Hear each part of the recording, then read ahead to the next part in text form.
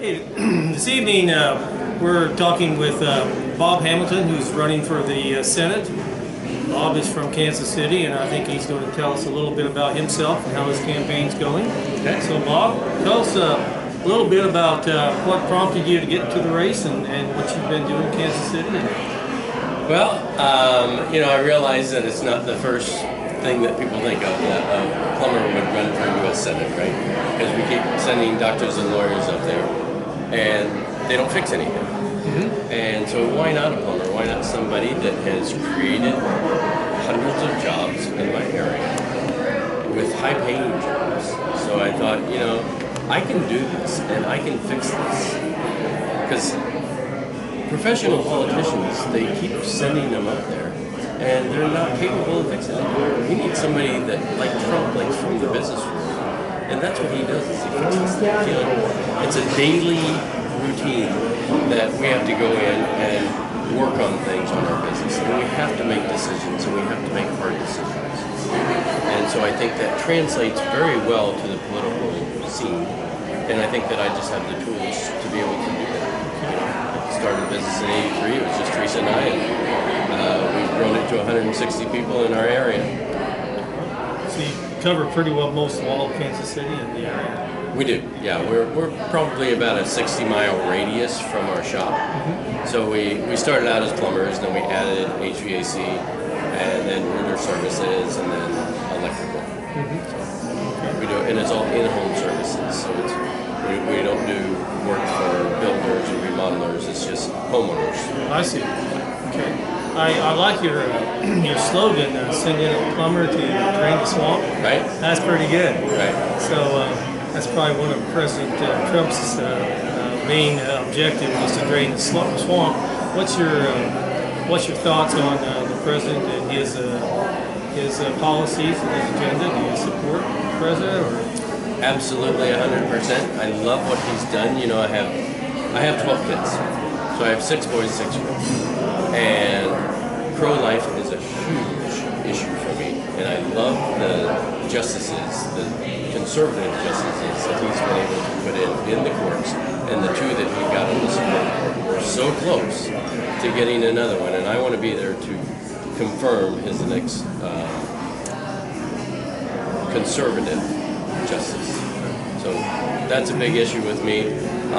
We need to secure our borders. We can't let the drug trafficking go on and the drug cartels poisoning our people and the sex trafficking that's going on down at the border. So, we have President Trump that says, hey, let's build a wall. That's the easiest way to stop this from continuing on. This has been a problem that we've had for who knows how long. And we need to stop illegal immigration from getting, more people over here, and then we can work on, immigration reform. I know why people want to come to this country. It's the greatest country in the world. Why wouldn't you? But there's a right way to do it, and there's a wrong way, and we need to fix that. I'm an avid hunter, so I'm absolutely for Second Amendment and our rights to bear arms to protect our families. I own a lot of guns, and I don't like the Democrats wanting to take our guns. I don't think it's about our guns. I think they just want control. It's all about control with the Democrats. That's why they want to give us socialism. They want to give us free education. They want to give us free health care. And it's all about giving us this stuff so they stay in power, so they get power and can stay in power. But really, that takes our freedom away. I'm for the American dream. That's what I've been able to achieve. And I want that for my kids. I think that we need, a country that rewards hard work and ingenuity. We need their future to be as big and bright as their ability to dream. To dream that they can have the American dream. That's what I've been able to have because of the country that I grew up in.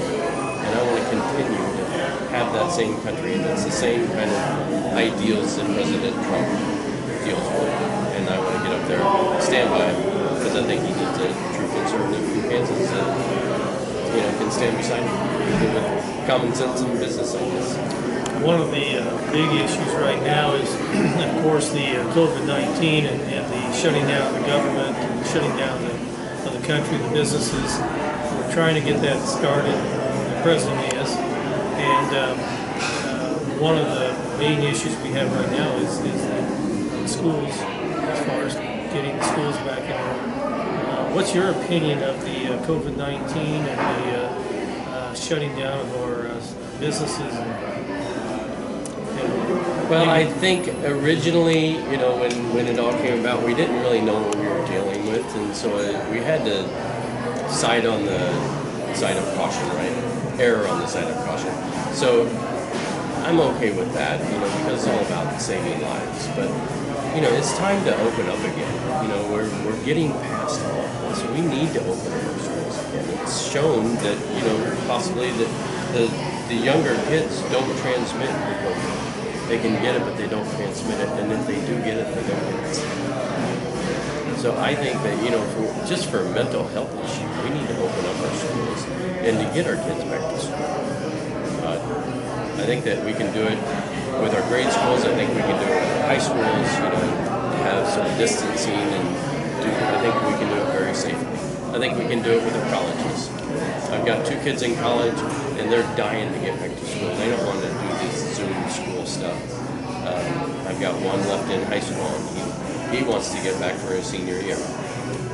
My other, Ray, was senior last year, and it was and I had a senior in college too, so they didn't get to graduate with their class, so they missed out on a lot of things. They'll probably remember it forever. Sure.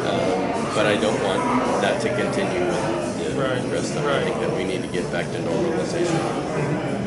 Okay. What are some of the other issues that you feel is really that you want to try to work on when you get in soon? Healthcare is a big issue. We need to work on better healthcare, and I'm against government-run socialized medicine. I don't think that this is what this country needs. We can do it by free market ideas. I did it in my own company. I was able to bring my healthcare costs down because I self-insured. And so that meant that I just had a really high deductible that I decided to take on that risk, but I didn't pass it to my employees. I left their deductible the same. And if they hit this higher deductible, the company was going to pay for it. That brought my healthcare costs way down. What also can bring healthcare costs way down is transparency and pricing. The procedures, we should know what these procedures cost before we do them. And some hospitals, can charge 10 times the amount as another outpatient place for the same procedure. We need transparency in drug pricing. One of the issues was letting insurance companies be able to go across state lines and nationwide as far as providing insurance to draw down the cost competition into the market. Absolutely. You feel for sure, yeah. It's, America's all about competition. Let's have competition. Let's have competition in our schools. I don't know why we even have a Department of Education at a federal level. Let's have voucher systems, which will create better teachers, and schools will recruit the better teachers. And now schools they're going to be fighting for the students because the students can go anywhere they want. That's what I. So you're all for the vouchers? Absolutely.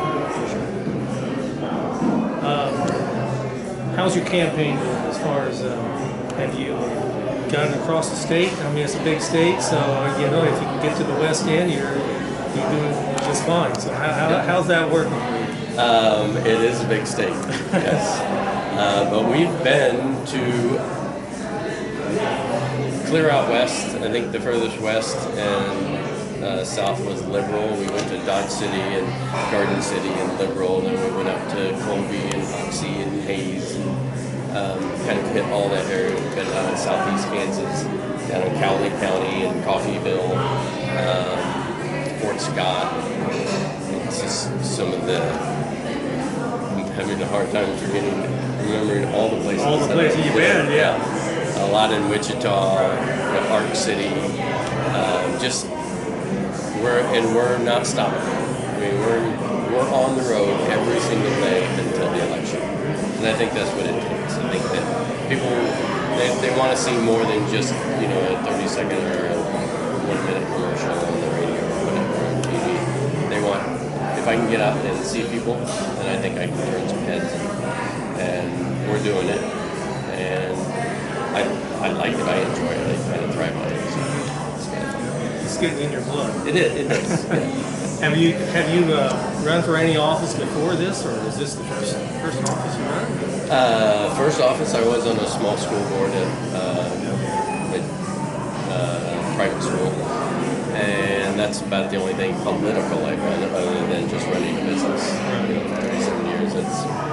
You have to do the same kind of things. Sure. Well, Bob, we wish you the best of luck, and we thank you for the interview. I want to just ask anyone else, the viewers out there, to go ahead and view this interview and view other interviews on our website. And with that, Bob, thank you. Okay, thanks.